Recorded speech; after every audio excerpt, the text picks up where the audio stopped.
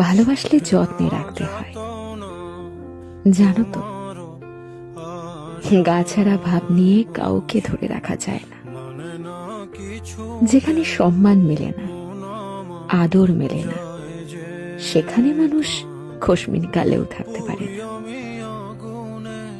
যে থাকার সে এমনিতেই থাকে না, তাকে আগলে রাখতে হয়, যত্ন করে বুকের কাছে রাখতে হয়, সময় দিতে হয়, মানুষটার মন বুঝতে হয়।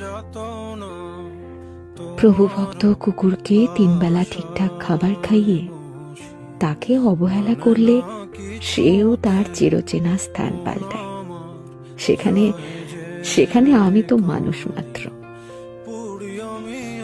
অযত্নে, অবহেলায় দূরে ঠেলে দেওয়ার পরেও মানুষটা থেকে যাবে, এই আশা করাটা যে বড্ড বেশি বোকামি।